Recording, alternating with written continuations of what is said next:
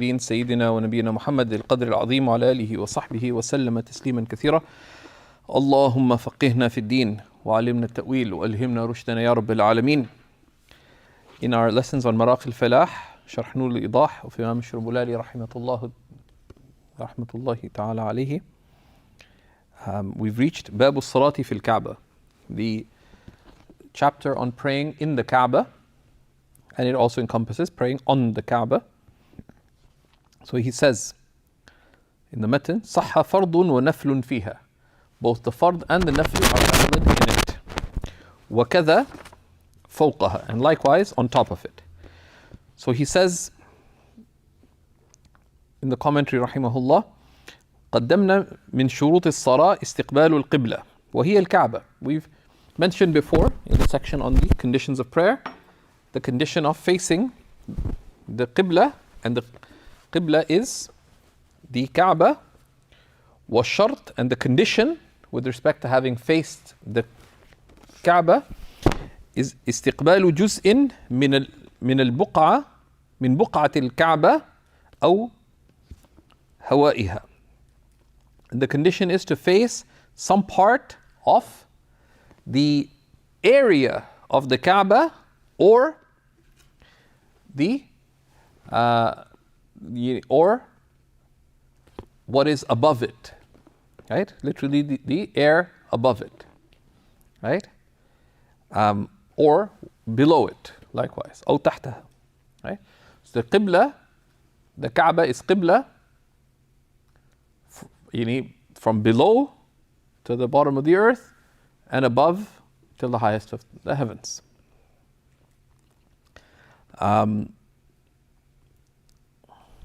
لأن القبلة اسم لبقعة الكعبة المحدودة وهوائها إلى عنان السماء عندنا كما في العناية, because the Qibla is a name for the place of the Kaaba that is defined and the air above it to the highest of heavens in our madhab, as mentioned in the Inaya, which is أكمل الدين البابرتي's شرح of the Hidayah, one of the great shuruh of the Hidayah. وليس بناؤها قبلة, the building itself is not the Qibla, right? It's at the Qibla, it's not the Qibla itself, right? لذا حين أزيل البناء صلى الصحابة رضي الله تعالى عنهم إلى البقعة, and that's why when the building was moved, the Sahaba prayed to the place and not to this is during the time of Sayyidina Abdullah ibn Zubayr, when the opposing army had laid siege to Mecca, and there was what we could call bombing, so to speak, took place. So the Kaaba was attacked. I mean, the believers were attacked, those with Abdullah ibn Zubayr. The Kaaba ended up getting demolished. So they had to move it for repair. So at that time they were praying without the full building being there. Right? Tahtawi mentions a little bit about that. ولم ينقل عنهم أنهم اتخذوا سترة. And it's not related that they took a sutra to do that, because it's a place. فلذا صح فرض ونفل فيها. And that's why, given what we've looked at now, that it's a name for the place, right? Because if the building itself was the Qibla, then you couldn't pray from within. Imagine if the building is the Qibla, then you had to pray to the building, then inside would be a problem. It's named for that place. Okay, Bismillah. So a fard is valid in it. صح فرض ونفل فيها, both the fard and the nafl are valid in it. أي في داخلها إلى أي جزء منها توجه, meaning inside it, whichever direction one turns. لقوله تعالى أن طهر بيتي, that you purify my house. The house referring to the Kaaba, and the purpose of purifying the house itself is to be able to pray in it.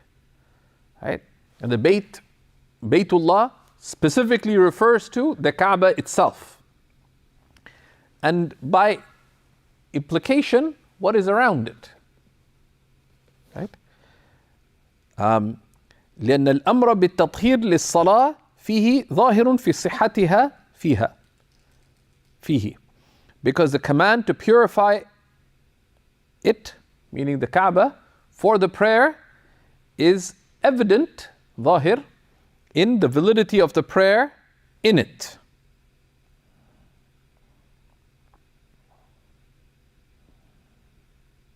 Right? And there's other textual evidence as well, of course. Right? Amongst them, the hadith of Sayyidina Bilal radiallahu ta'ala anhu.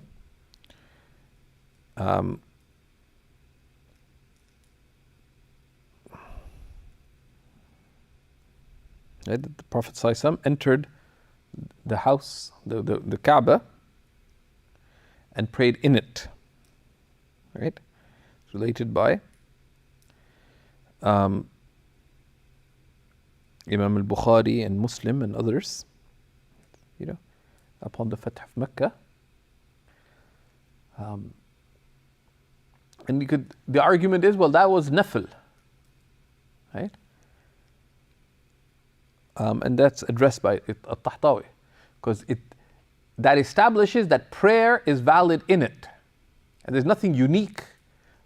And a nafil is valid because the conditions and integrals are fulfilled. What is the dependent condition related to that? Is that we understand from that, even though it's a specific incident related to the nafil, right? But it's sufficient to establish that the condition of istiqbal al-qibla is fulfilled. Correct? And if it's fulfilled for a nafil, all that's required for the fard prayer is that the conditions of the prayer be fulfilled and the integrals be performed. So that's how the fard is also established. Tahtawi explains that. Okay. وَكَذَا صَحَّ فَرْضٌ وَنَفْلٌ فَوْقَهَا. Likewise, both the fard and nafil are valid on top of it. وَإِن لَمْ يَتَّخِذْ مُصَلِّيهِمَا سُتْرَةً. Even if the one praying them does not take a sutra. And that's because some ulama said that no, you have to have a sutra, otherwise you're not praying to anything. Right?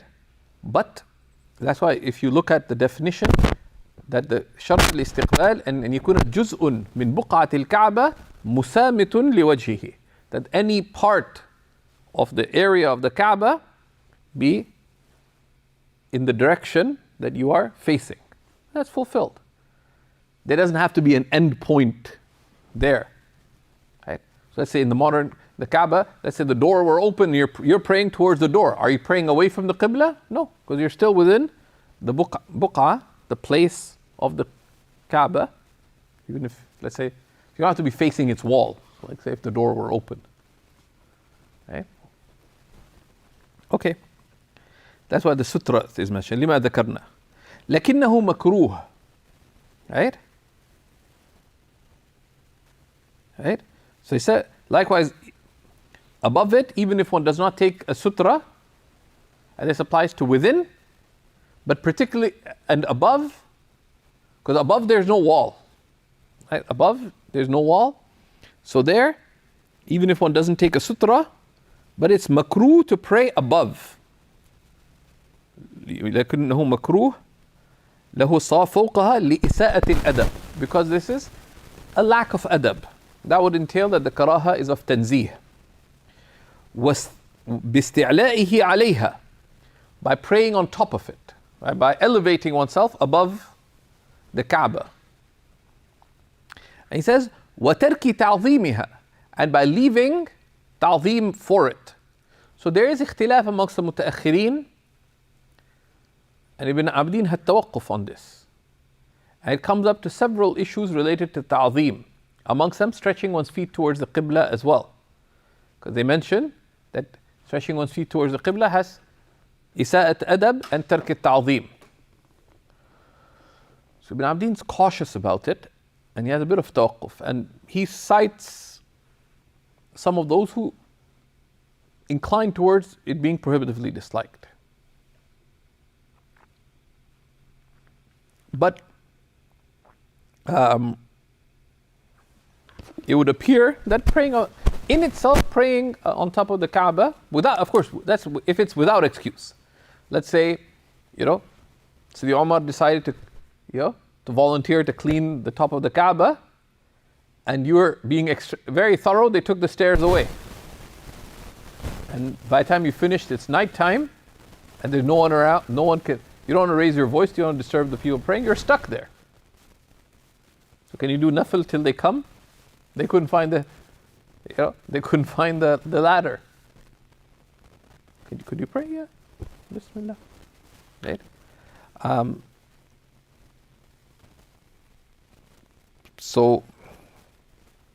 Right? So Ibn Abdin has tawaqquf about this, and likewise the issue of stretching your feet towards the qibla, same two meanings. So it's isa'at adab for sure. It's karahat tanzih. Tark al-ta'zeem, it's zahir, it resembles leaving ta'zeem. But ultimately ta'zeem is a matter of the heart. Right?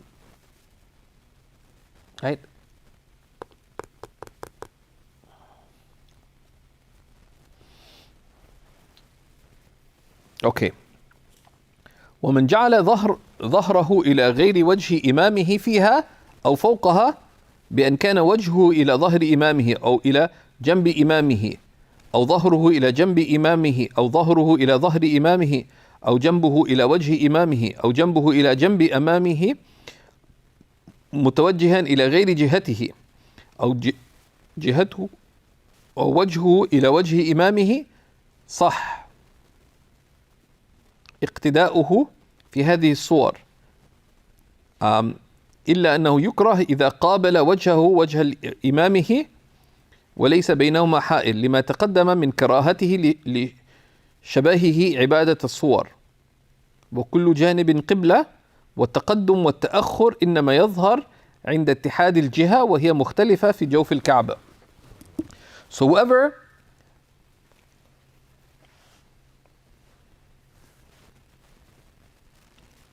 basically within the Kaaba you can follow the Imam regardless of which direction you're facing. Even if you give your back to the Imam, even if you're facing the Imam. The only thing that would be problematic is what? If you're standing ahead of the Imam in the direction of the Imam. And when it would be in the direction of the Imam, literally the Imam is facing this way, you're standing in front of him. Because even if you're next to the Imam but ahead of him, you are facing slightly away from where the Imam's facing. Right? And he goes through all the scenarios. But even if you're face to face with the Imam, it's valid. Why? Because both of you are facing the Qibla, and the principle is that being ahead or behind, taqaddum wa ta'akhur, are only established if, in the same direction. But it's better to avoid. That applies also around the Kaaba as well. If the Imam is facing the Qibla from here, and he is 10 meters from the Kaaba, if someone is 5 meters away from the Kaaba from another direction, is it valid? From another direction, yes. Right? The same thing, because the taqaddum wa ta'akhur, being ahead and behind, is established only from one direction, right? So the same thing applies from within. But standing face to face is makruh, because it has the karaha that we've taken off. It resembles, salatuhu ila wajhi insan, right? The face, praying towards a person, it resembles worshipping him, but that's karaha, but it's still valid. So don't do it practically. وقوله وإن جعل ظهره إلى وجه إمامه لا يصح اقتداؤه تصريح بما علم التزاما من السابق. And if one gives one's back to the Imam's face, it is not valid. This is explicitly stating what is implicitly understood from what's mentioned before. Right? لإيضاح الحكم, to clarify the ruling. وذلك لتقدمه على إمامه, and that's because this is the one case where you're ahead of the Imam. And this is something that they say التعليم مقام التصريح. When teaching, you need to be explicit. Right? Because speech has dilalat. Right? The logicians will say that nisbatul al-fadhi lil-ma'ani thalatha. The relationships of words to meanings are three. What is expressed, what is within it, and what is entailed by it. Right? تضمن, مطابقة, تضمن, and iltizam. What is expressed fully itself, what is within it, and what is entailed by it. The scholars of usul look at it in a more nuanced way, that there's four. Right? As discussed in usul al-fiqh. Right? But anything that could reasonably be unclear, it is better to state it explicitly when teaching. Right? When teaching. Beginners need more clarification than more advanced students, because they don't have the tools of nuanced understanding. But also the duty, the command of in the Quran, the Sunnah of making bayan, making things, rulings clear to people, entails that the person teaching has to be teaching not just the text, but be aware of who's it being conveyed to and what they need to have clarity about the hukum of Allah subhanahu wa ta'ala. Right? And what people need depends also on who the audience is and the times that we're in. Right? So that's why in the Kanz class, for example, today we unpacked the issue of the ahkam al-awra and ahkam al-nazar more extensively, because people need it, because even students of knowledge are often unaware of some of those details, right? Male and female, right? Etc.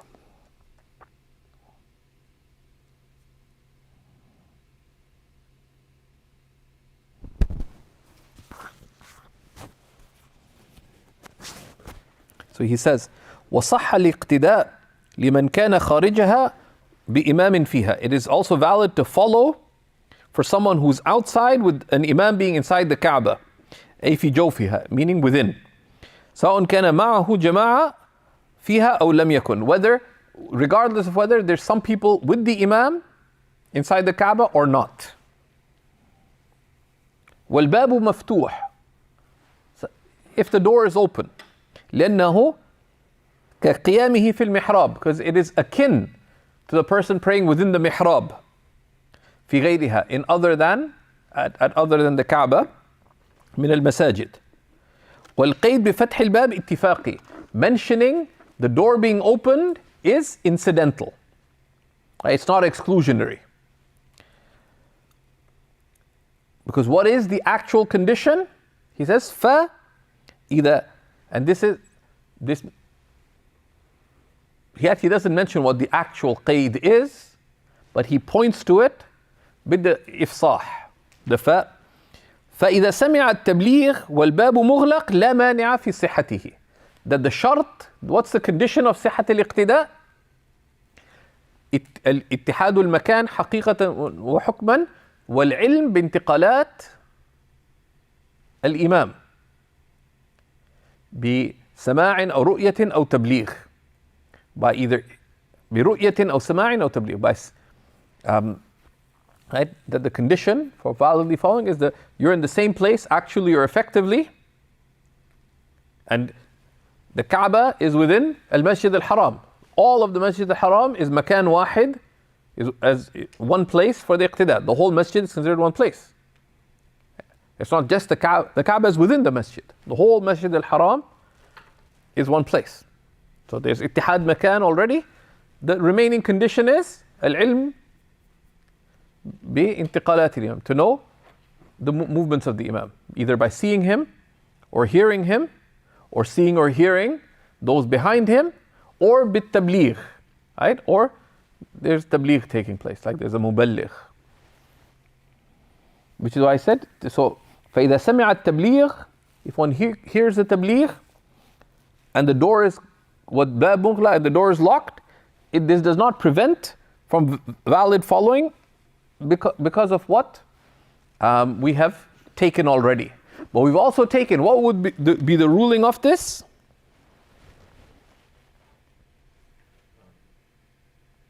It would not be makruh if for deekul makan, otherwise it's makruh. Yeah. So,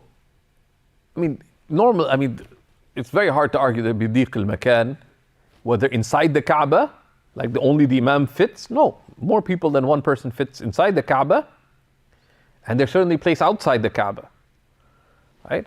That's true, but it's not a real, because the Kaaba does not grow and shrink typically, right? Logically it could, but practically it doesn't, right? And the fuqaha are no nonsense. Like if you want some cool Kaaba rulings, if you look in Kitab al-Ridda, in the Durr al-Mukhtar, they say, if someone claimed that the Kaaba comes and visits me, so the just said, it's kufr. It said no, because it is conceivable that be a miracle. But the fuqaha said, like, you don't mess things like that with the fuqaha. Someone says, I went inside the Kaaba, I prayed alone because the place was too tight for anyone else to fit. The faqih would, if someone said, oh maybe, whatever, the faqih would say, كذبت, you've lied. كل دعوة يخالفها الظاهر لا تقبل. Any claim that goes against the evidence is rejected. Right? The burden of proof is on you. Prove that it was. Right? Anyways. The problem is that infiradul makan, infiradul imam, the imam being alone in a place where no one else is with him is makruh. It's from the makruhat of the salah. Right? In a separate place, right? Like, whether the place is elevated, etc. There should at least be one other person with him. That would lift the karaha. Of course, it's superior for them just to be outside, right? When تحلقوا حولها والإمام يصلي خارجها صح. If they pray around it, the Kaaba, and the Imam's praying outside, it is valid. صح اقتداء جميعهم. Everybody, because they're praying all around it, this is valid. إلا أنه لا يصح لمن كان أقرب منها من إمامه وهو في جهة الإمام. It is valid for all those praying around the Kaaba, meaning even if they're closer to the Kaaba than he is, except in the direction of the Imam. Because taqaddum and ta'akhur, being ahead and behind, is manifest in the direction of the Imam. أما من كان أقرب إليها من إمامه وليس في جهته فاقتداؤه صحيح. As for the one who's closer to the Kaaba from the Imam, but not in the Imam's direction, their following is valid. لأن التقدم والتأخر, because being ahead and behind is only manifest إلا عند اتحاد الجانب, in being in the same direction. المتوجه إليه كل منهما, that both are directed towards. But of course, superiority-wise, I think, when we have control of it, the Imam should be ahead than everybody. That is much superior. Then he gets to Salatul Musafir.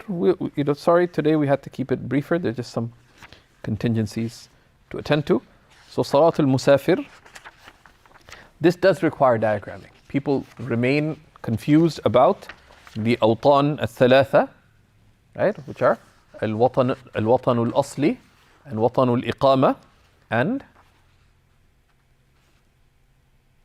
mawdi' safar, and the place of travel. Right? And so this needs clear awareness. We took some of how you pray Fard and Nafil in a state of travel, right? Previously. So we'll consolidate some of the rulings there, but we'll bi'idhnillah. Any questions before we close? Is the semicircle in around the Kaaba, is that part of the Kaaba? What do you mean? Which semicircle?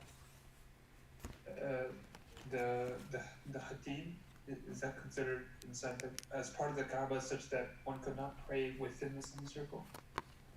You cannot pray with it. Sorry, such that the Imam could, or someone could not pray in the semicircle if the Imam was not in Could not pray what? it? Could a person pray a Fard prayer in Jama'ah within the Hatim if the Imam was not in it, such that the Imam would not be considered to be part or inside the Kaaba, whereas the follower would be? You got to express the question much more clearly. I have some vague notion of what you're saying, Sidi, but we got to express ourselves a lot more clearly. It's good to write down a complex questions. One thing to do is write down the question, make it clear, and then ask, right?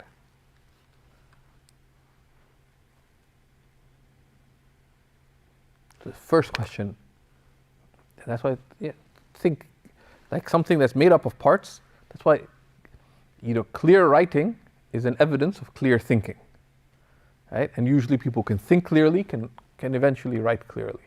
They may need just a little bit of training. There are, of course, muqaddimat to something else that you guys will be hearing about. But a simple thing is break things into little chunks. First question to ask is the Hatim, does the Hatim take the ruling of inside the Kaaba? That's question number one. Simplify. If you know the answer to that, you can know the answer to the second part, which is that if the Imam is praying outside from one direction and someone is within the Hatim, can they follow that Imam? Right now, if the Hatim is from within the Kaaba, then you are in the Kaaba, the Imam is outside the Kaaba. It would appear to be problematic. If the Hatim is not part of the Kaaba for the purpose of following, then the answer should be clear, which is then, if someone's within the Hatim, the Imam is on the other side. There's no issue. So it all revolves around determining, is the Hatim legally considered from the inside of the Kaaba for the purpose of iqtida? And therefore, what are the implications of this? So, write down the question precisely, and then you can look for the Hatim and what are the ahkam of the Hatim.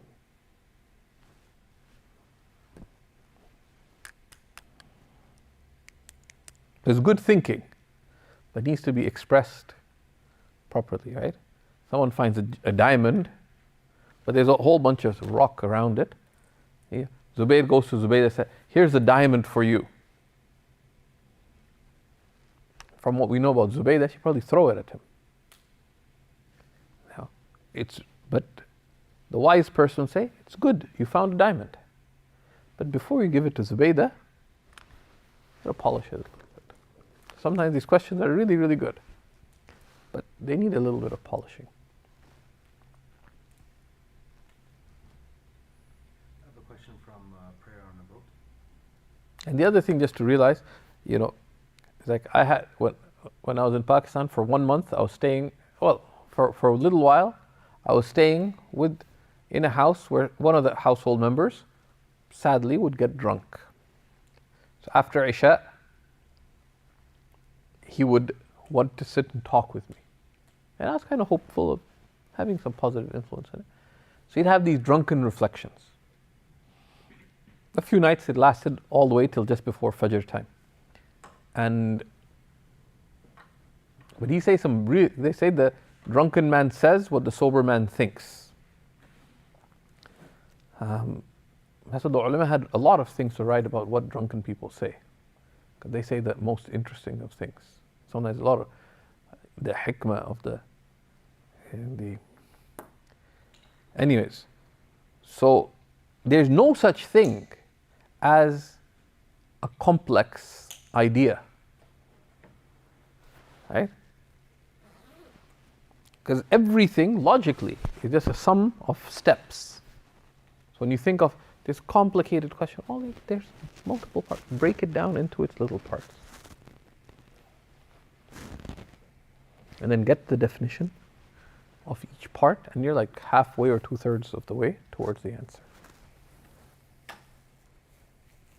All of the question here is a really good question.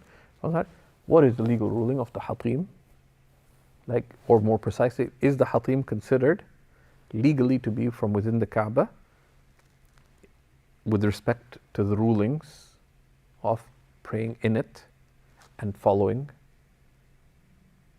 etc., etc. So, but that's the summary question. There could be an explanation. It's very simple, and one can find it with a little bit of digging.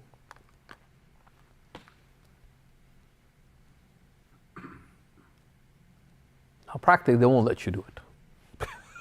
That's simple thing. When the fard prayer is going on, they won't let you pray in the hatim. When the fard prayer is not going on, you won't be able to pray in the hatim normally. Right? And then, if you try to pray in jama'ah within the hatim, they'll kick you out. Okay? Now, if you're both in the same direction, then it's straightforward, right? If outside is sometimes people want to do nafil jama'at and you're both in the same direction, it's pretty straightforward. So it only comes up in a very theoretical case. Right?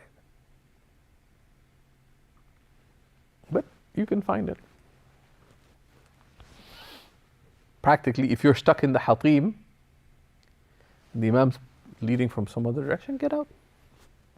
Get out. And those are the regulations. But if someone wants to look for it, they say, whoever knocks on the door needs to open it too. Right?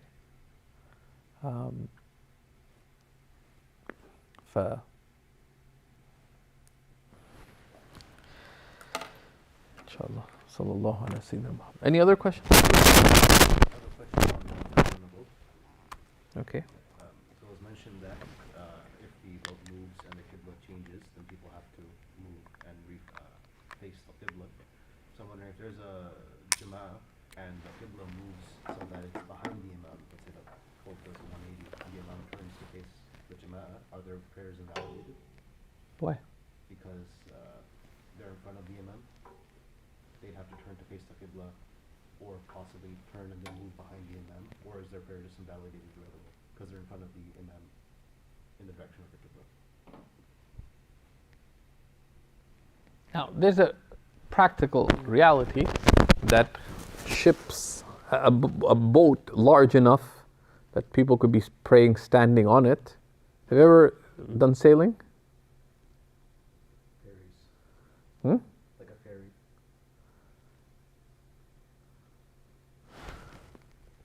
Like, in other words, let's not talk about the direction of movement, but for a boat in water to be moving and to turn 180 degrees,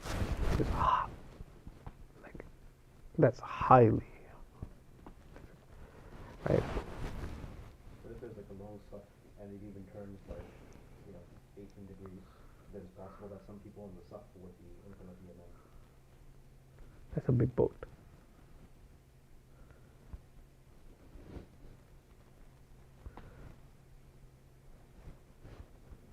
That's a good question. I'm sure there's furu' about it. I don't. That's Surah al-Mas'ala. So that's a more practical thing. So if you want to diagram it, that what would it look like? Right? And to draw a boat. The saf moves this many degrees. It's highly unlikely. Like the amount that you'd have to move for them to be ahead of the jihah of the imam is quite a lot. Now, as the imam moves, he should be moving, and the people should be moving too, right? So practically, a boat doesn't, even any moving object, for it to turn around, like on a plane, let's say we had a Sharia compliant plane, like, now, they said, okay, they had a big musalla, so the imam, the plane is turning, so as the plane is turning, the imam's turning, people behind him are turning, right? And they turn around, eventually the imam turns and is this way, the followers will have to turn around with him and get behind. But if it's turning that much, at some point they probably have to do something. Are they almost certainly furu' about that? لو استدار, that's صلاة الجماعة في السفينة, etc. I'm sure there's rulings about that, and some of the treatises on أحكام السفينة might address it. If you're intrigued, some of that doesn't hurt to look for these rulings on individual and go look around. I'm not that interested. I think it's very unfeasible. But if someone really wants to find out, it's all there. After a lot of being told off by Shaykh Hassan, I'd find all kinds of weird and strange things and ask him about it. And he's like, من وين جايب هذه الأحكام? So where do you get these things? He says, is this going to happen? I said, no. So are you going to try to do something to make it happen? I said, no. He says, إيش بدك فيها? I said, what do you want to do with it? But I'd still try from another angle, because the Shafi'is, for example, we're off camera? No. Okay, yeah.